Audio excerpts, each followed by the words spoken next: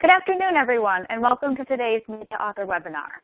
Our curriculum today is Learn, Grow, Eat, and Go, developed by Texas A&M University. I'm Elena Massler with the National 4-H Council, and I'll be your moderator today. We have just a few housekeeping notes before we begin.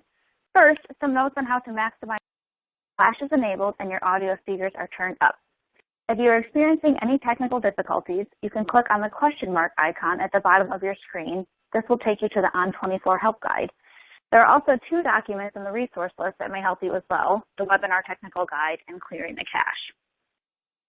Second, the webcast console is customizable, which means that you can open, close, resize, and move any of the windows on your screen. The icons at the bottom of the screen represent various widgets that you can open or close. In addition to the Help Guide, I'd like to highlight the following. In the middle of the screen, there is a message icon. This is the group chat box. We recommend that you open group chat as it's a great way to communicate with fellow attendees, and it's also where you can ask questions of the presenter. The piece of paper represents the resource list.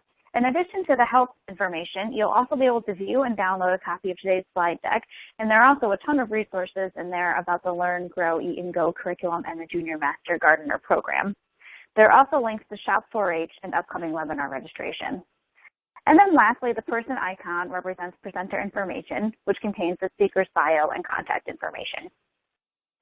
A recorded version of the webcast will be available in approximately 1 day, and it can be accessed using the same link that you used to sign on today. Feel free to listen again and also to share with your colleagues. And with that, we'll go ahead and get started. Our presenter today is Lisa Whittlesey, Extension Program Specialist and International Program Coordinator for the Junior Master Gardener Program. Lisa, thanks for joining us, and I'll turn it over to you. Great. Thank you guys for being a part of our session today. As we go through, there's going to be opportunities for us to stop and ask questions and to kind of get some feedback from you as we go through the presentation. So with that, we'll get started. Some of you may have been familiar with the Junior Master Gardening Program and curricula. Just like any of our 4-H and youth development projects, we use horticulture as a vehicle to grow kids, and we hope that children have an opportunity to learn and to be successful and to give back to their community through their gardening experiences with Junior Master Gardening. In order to kind of help me, it would be nice to know sort of what role best describes you. So if you'll take a minute to take the poll to select one of those that best represents your role.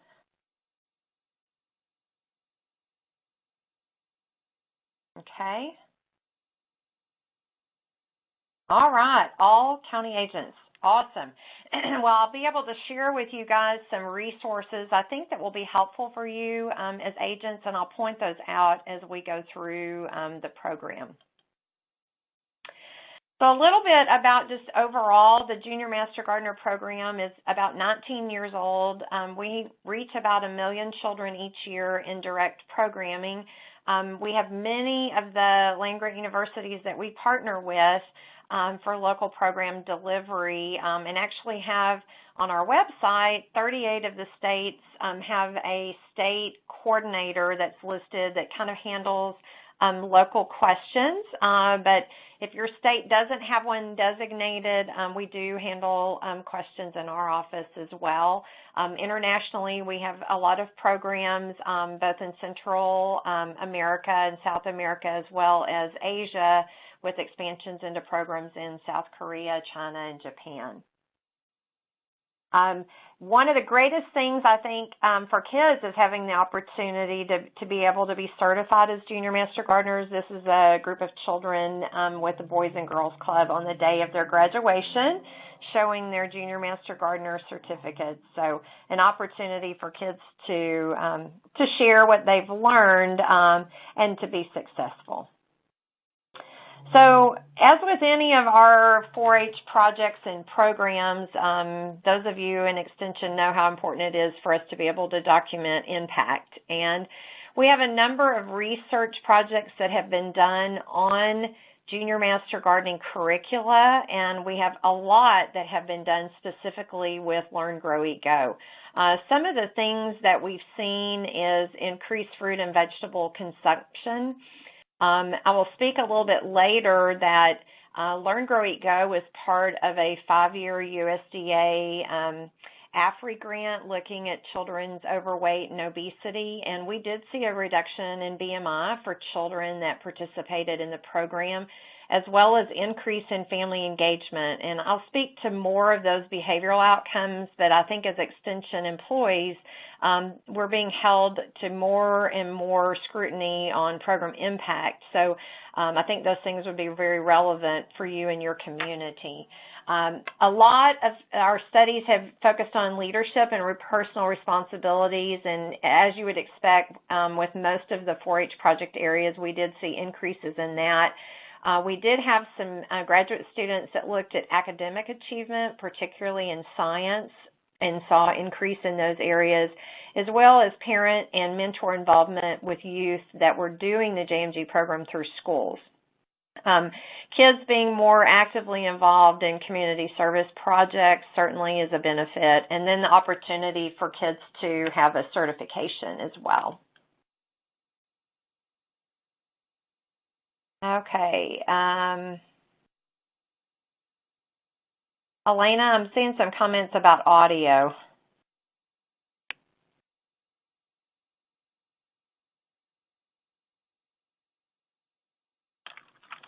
Yep, so I'm typing into the group chat box because the people won't be able to hear me. So try refreshing your screen.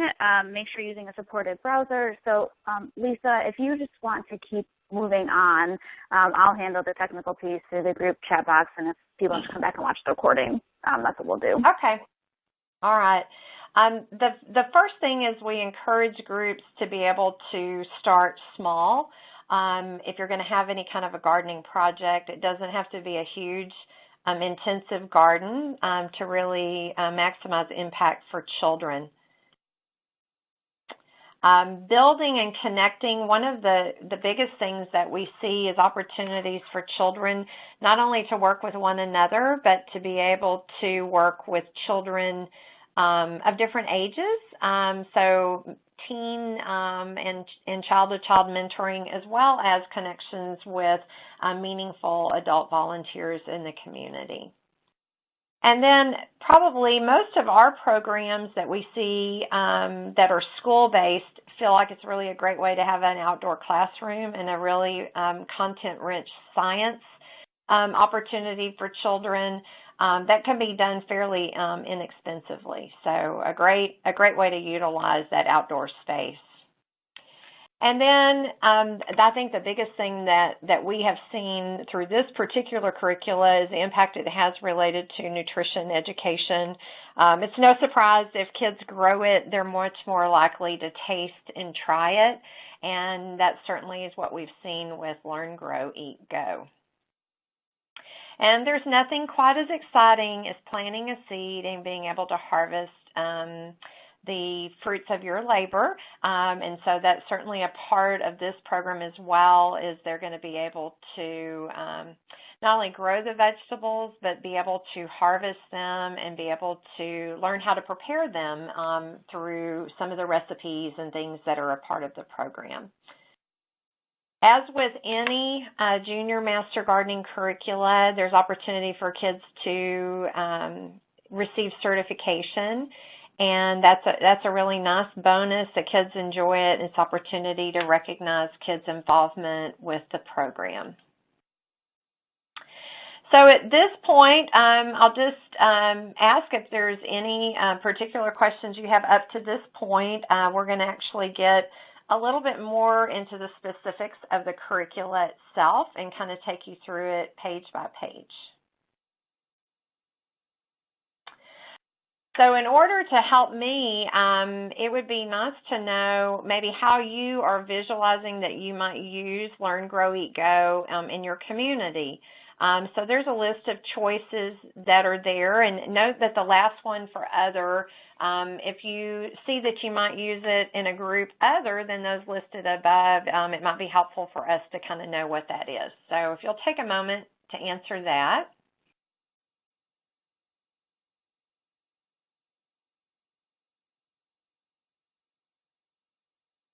Okay, so it looks like most are looking at this as a community-based 4-H club, so I'll try to keep that in mind as we're going through this. But do know that all of the options listed on there are ways that we currently have groups that are using the JMG program, so both school, after school, summer camps, and with other community educational groups like Scouts, children's museums, botanic gardens.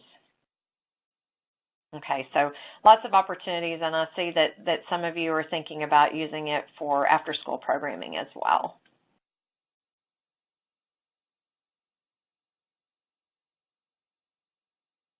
Okay, so this is what the curricula looks like on the front, and you'll see the tabs on the side, Learn, Grow, Eat, and Go.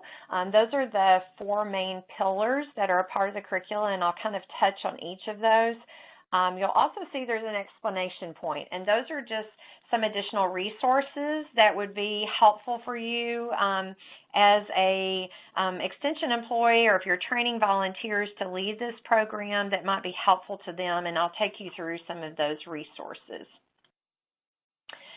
As I mentioned, this particular curricula was part of a 5-year USDA research project looking at children's overweight and obesity. And this slide shows some of the partners on that research, the University of Texas Health Science Center and School of Public Health, and the Michael and Susan Dell Center for Healthy Living, as well as the Texas A&M School of Public Health, were the lead on the research part of the project.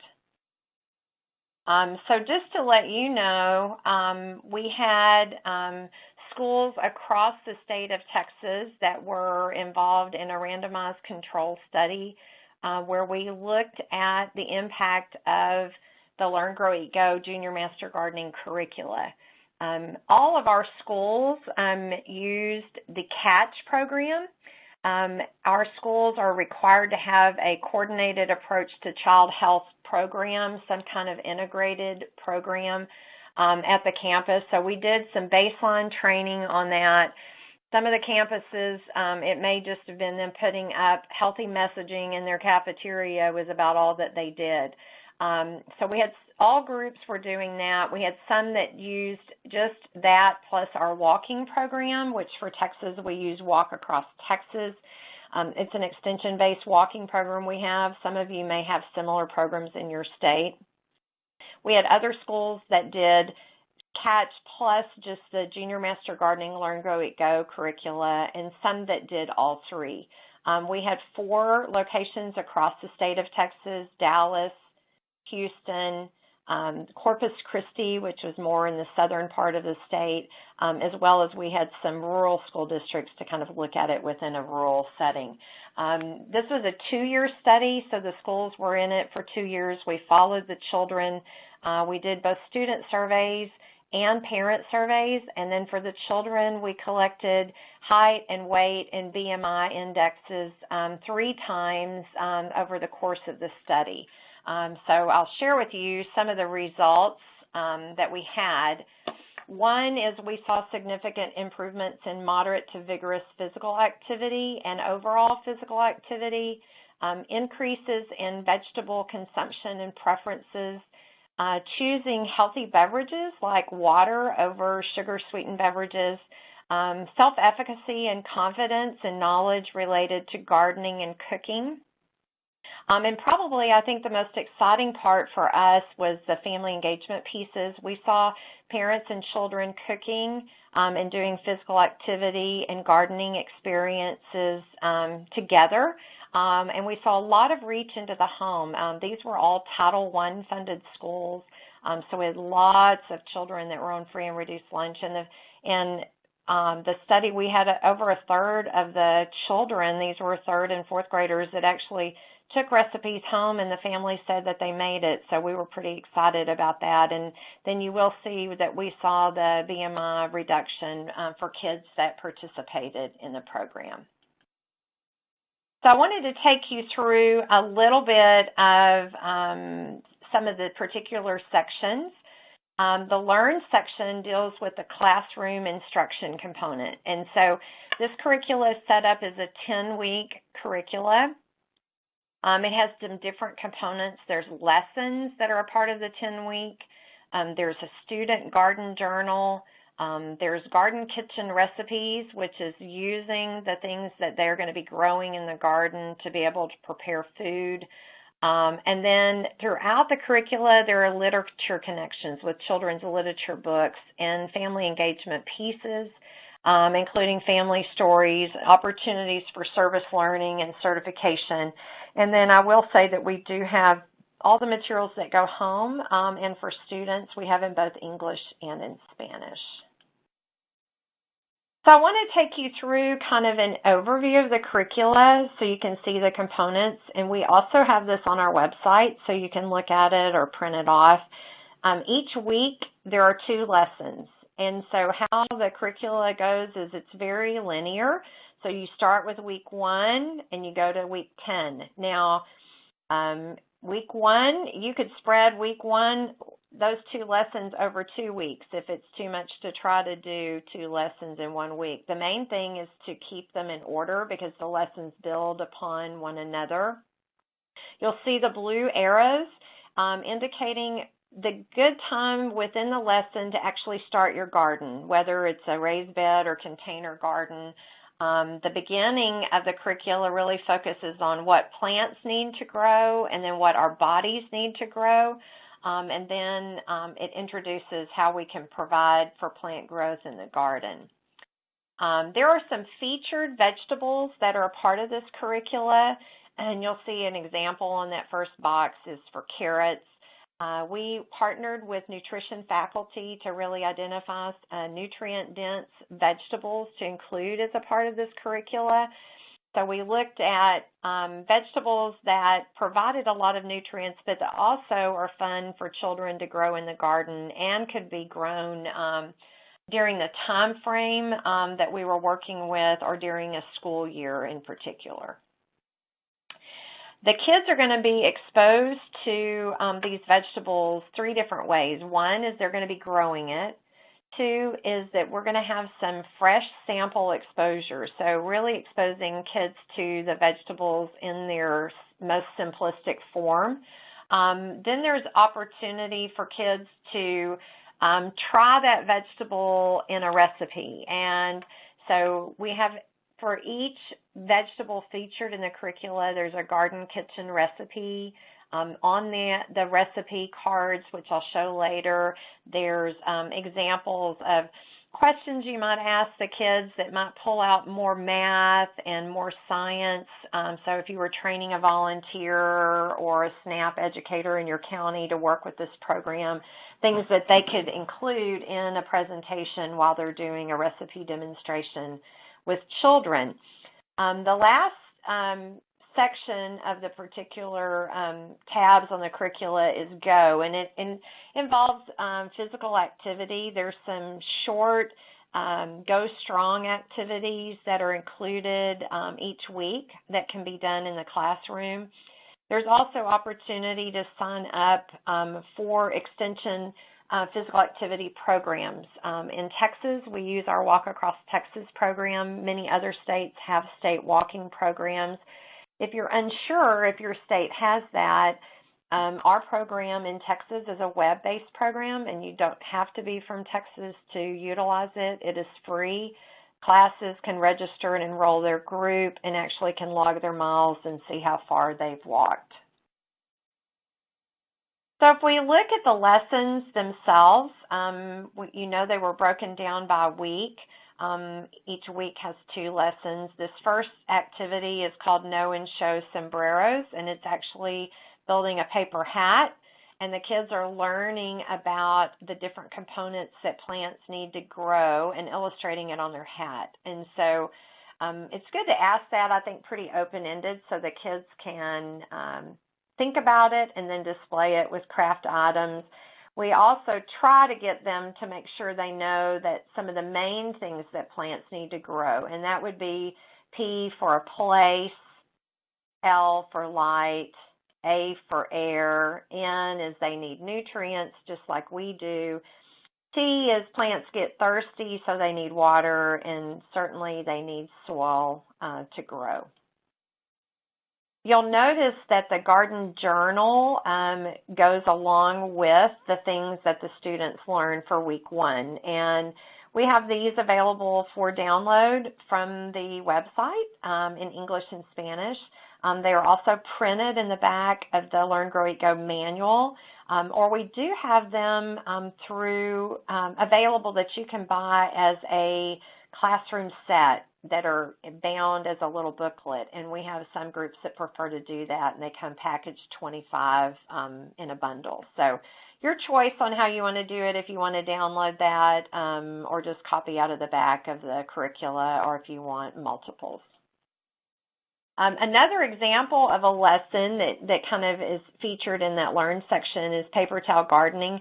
Once we get to the point where we're having kids think about the vegetables they want to grow, this particular activity has the children creating a template for the spacing. So for a vegetable like carrots, 16 seeds per paper towel. So it's a great math activity where they fold the paper towels into 16 equal sections. You need to use an Elmer's water-soluble glue, or you could use a flour and water paste to attach your seeds.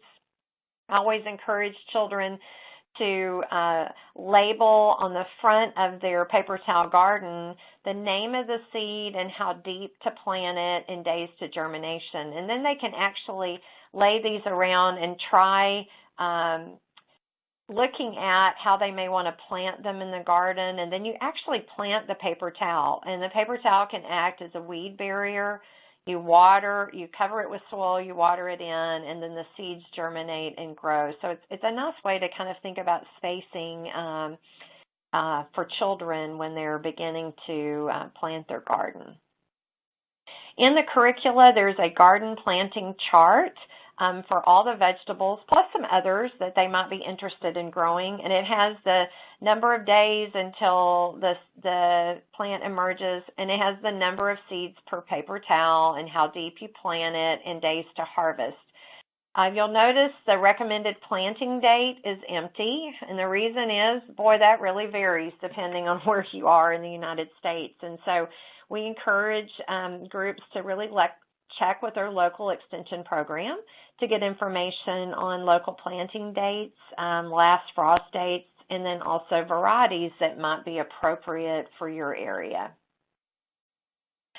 This is an example of a lesson from week 4 called Home Sweet Home. It begins to introduce the idea of what plants need to be able to have in a garden space in order to grow.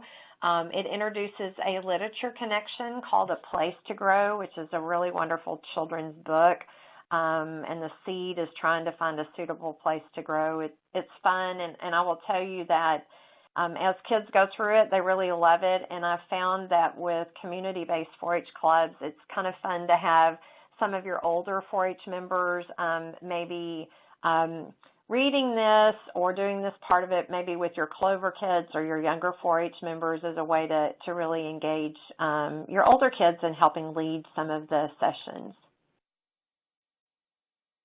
I did forget to mention we have the books that go with this particular curricula. You certainly can get them locally, but if you want, we do work with the publishers and have those as a set as something that you can get if you don't have them available through your local library. Certainly we introduced My Plate, which is our food guidelines set by USDA. So we introduce the things on a plate and begin to talk about selecting fruits and vegetables and grains and proteins that would be a part of a well-balanced plate, and have the kids begin to understand what those different components of the food plate are. Within the garden, one of the things that we do is we want kids to think about the vegetables they're growing and use the garden as a way to educate others that aren't in the program. So we do have them label the vegetables they're growing. In this case, they did it on a stone, but it could be on a brick, it could be on a paint stir or a label.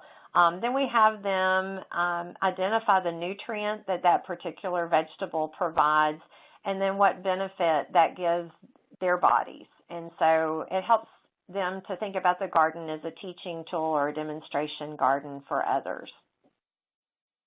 I'm kind of going through just a synopsis of some of the lessons.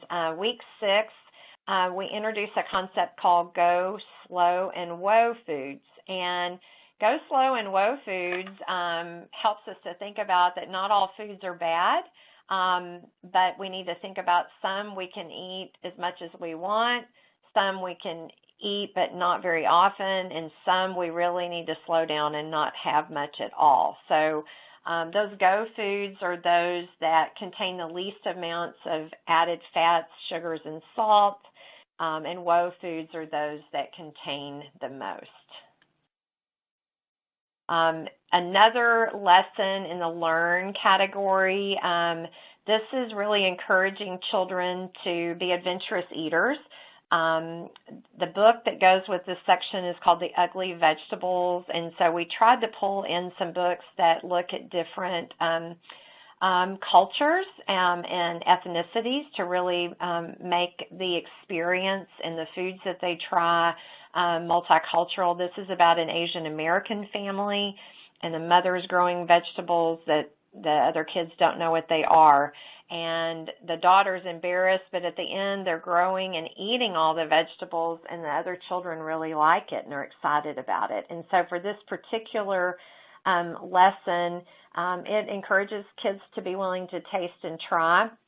So in a classroom or in your 4-H club, having some way to allow children to share what new fruit or vegetable they tried that particular week or between meetings, and then to add a chain and see how far it goes. And we've had some groups that have actually made stickers for their club members that said, I tried it, just to encourage kids that, it's important to be able to taste and try. Okay, any questions so far on the Learn section? I'll give a few minutes in the group chat.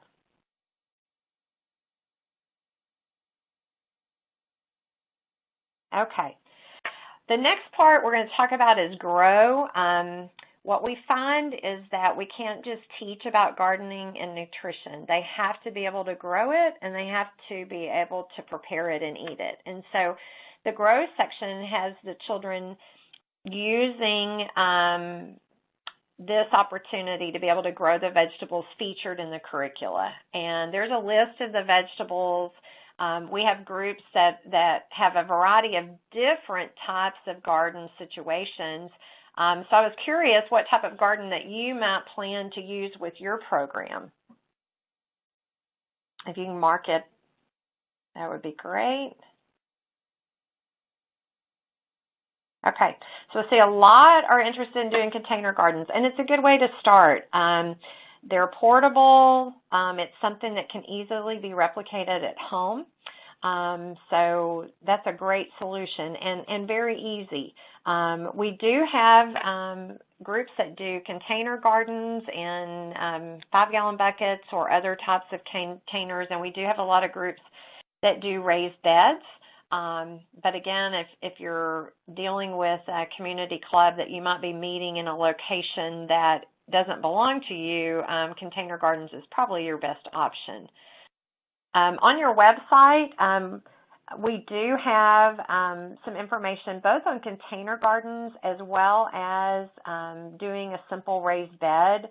For this one, I'll just tell you on the website we have kind of information about how you would grow it, We also have pictures of the vegetables as they're growing and what they would look like.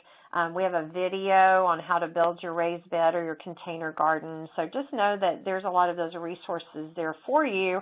If you don't feel real confident in your gardening ability, or some of your adult leaders have never gardened before, we really tried to make it real simple for them, including a video of going to the store and picking out your supplies. The Eat section involves the children tasting and trying the different vegetables. And if you remember on the overview page, I showed they were going to have a couple of exposures to the vegetables. One, they're growing it. The second is that they're going to be trying it in the rawest form possible. And then the third is they're going to have this garden kitchen recipe exposure. And we've utilized master volunteers a lot to help with these recipe demonstrations in the classroom or at club meetings. And it can be done as a demo in front of the group where you call up kids to do certain components of it, or it could be done with this particular county. You can see every child had their own individual boat and their supplies in little cups, and they added and mixed it together while the facilitator was leading it. So kind of depends on what works best for you. We do have videos of all the recipes on our website, so I encourage you to check that out on how to do that, and kind of a sample of how you might lead it with a group of children. In the journal, there's a lesson in the Learn section in the first week that talks about that we evaluate food not just on its taste, but how it looks and the smell and how it feels, or the texture of it and the sound of it. So doing this during journal time is kind of a quiet time, so the kids really can reflect on each of those individual items. And our hope was to kind of erase the ooh factor so that you don't have kids going, oh, I don't like that vegetable, and might influence others. So we found that making the journal kind of a quiet, reflective time allows them to see that, they may not like how carrots taste, but, they might give it an A based on its bright color or the sound it makes, the crunchy sound that it makes. And we had a student one time when we were at a taste testing, and he had a funny look on his face, and I said, what are you doing? And he said, I'm going to give it another chance. And I thought, that's a great thing that he was willing to give that vegetable another chance. And the research really shows that for many children, it takes multiple exposures for them to be willing to adopt new vegetables in the diet. And some kids may not like it raw, but they might like it prepared. And so trying it different ways, or if you were doing it with a school program, encouraging your food services to be able to have snacks or things on the menu that week that feature the vegetable that they'll be growing as well as tasting is good. The Eat section, those garden kitchen recipes, there's an example of it. It does have the nutritional label on it. You'll see garden kitchen math is a part of it, and really steps on how to go through leading that with children. So those are both in English and in Spanish, which copies then could go into the home. The Go Strong section, I mentioned a little bit of the idea of getting kids up and active. They're more ready to learn then. And you might think about combining it with other physical activity programs that you may already have. I mentioned our walking program. You may have that, or you may use Fuel Up to Play 60 or other physical activity programs within your 4-H project in your county. So I encourage you to think about maybe how this could integrate with some of the things that you might already be doing. Family engagement pieces, we have a lot of things that can reach into the home. One is a lot of the recipes and the garden kits and things if they want to do gardening at home. We have in the back of the manual, there's actually week by week, there's a parent newsletter for every week, and it really talks about what their child is learning that week and what they'll be doing and what the parent can do to help support learning at home. We have anything that goes into the home, we have in both English and Spanish. Any questions so far on the eat and go or some of the family engagement pieces? You can put them in the chat box. Okay, I'm either doing a great job or y'all don't have questions. So I'm hoping that maybe this is clear, but please let me know if you have any questions as we go through. There's the letters that I mentioned to you, and you'll find a lot of support pieces available to you as you go through the curricula.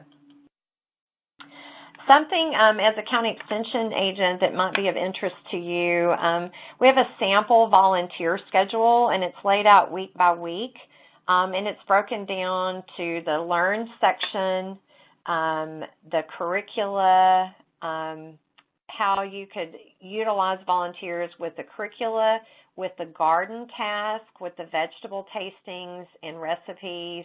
So it's kind of a nice way to see maybe where you could plug in volunteers.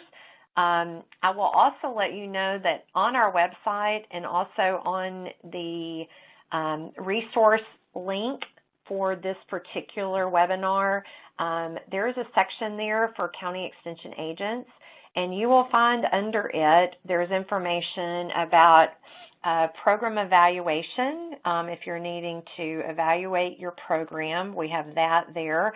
There's a county extension agent toolkit.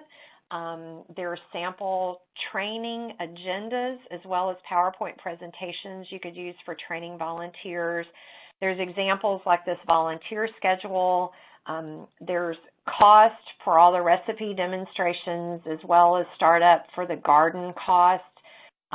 So a lot of things there, and those of you on program planning, there's even information on how you might could put this in if you're having to do a plan of work and specific tasks and those kind of things to kind of help you with some of those things as you look at implementing this program in your county.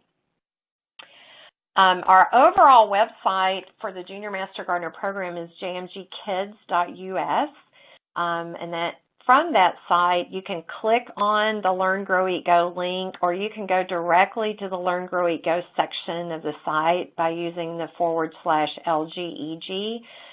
You'll find the resources listed by section, so Learn, Grow, Eat, Go.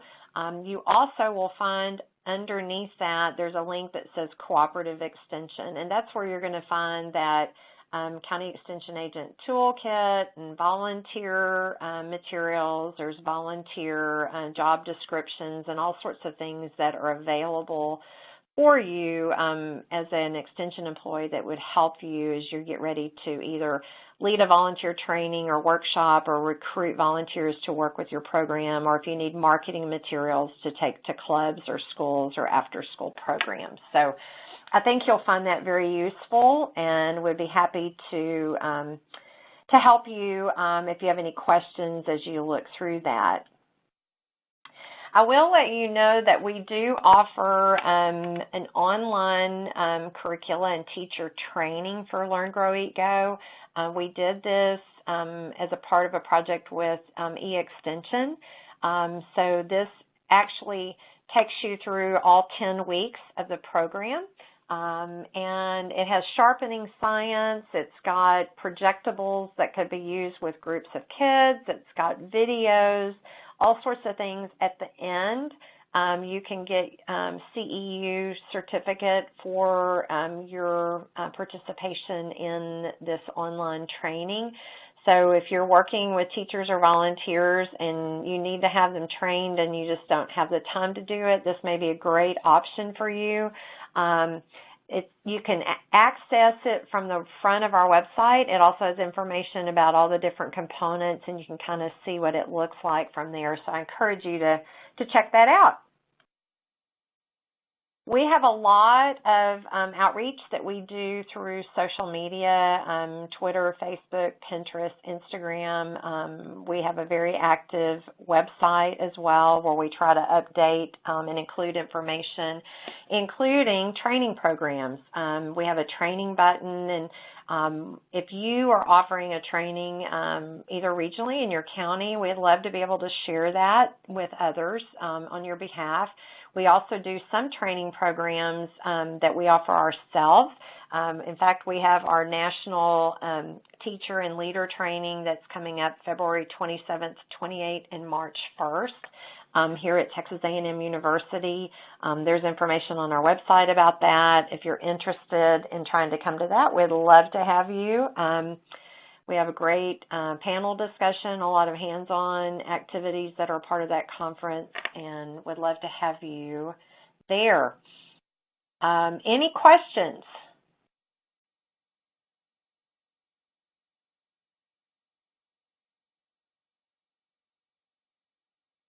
Okay, there's our overall website, so know that that is there.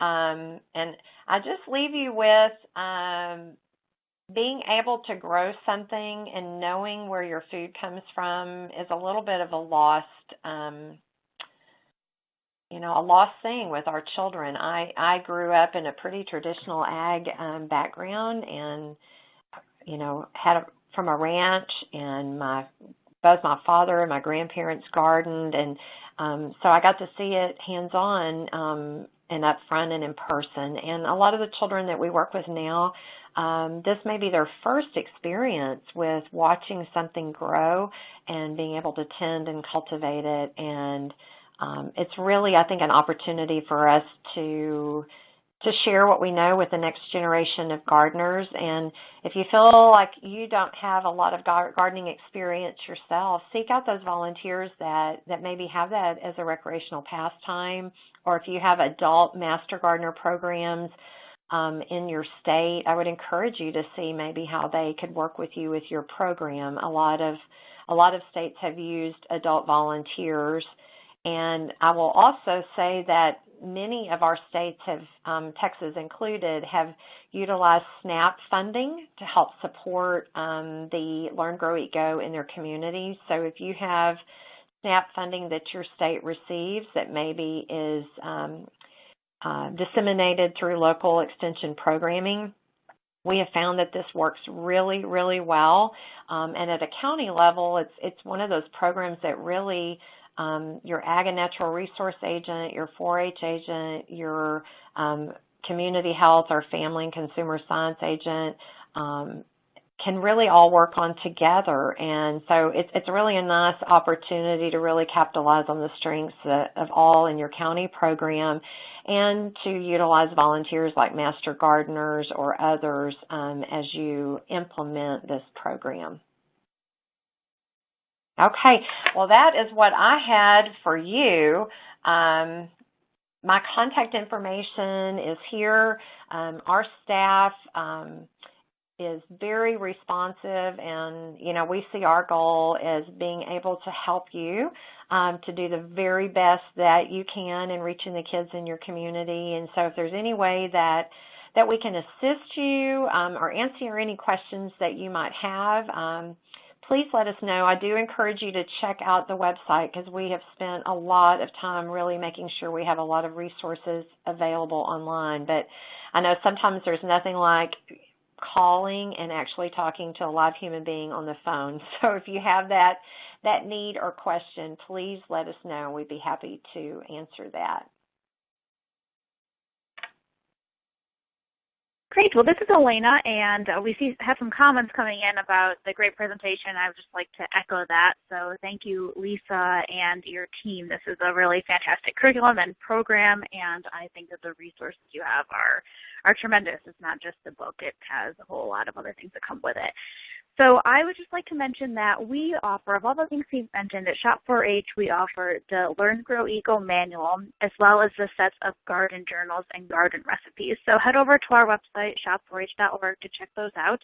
And I'd also like to mention that we do run our annual curriculum sale every year in April. So these items will be 25% off during that month.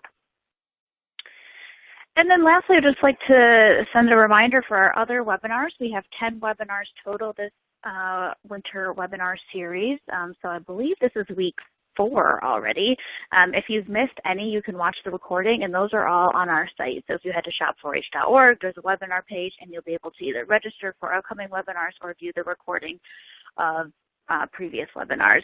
I apologize again that we had so many technical issues today with the sound, so hopefully if you're still with us, you got it to work, and otherwise can watch the recording.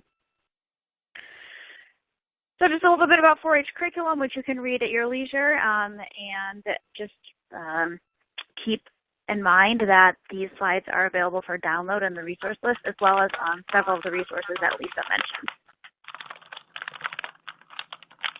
And that brings us to the end. So again, thanks to Lisa, and thanks to all of you for attending, and enjoy the rest of your day. Take care.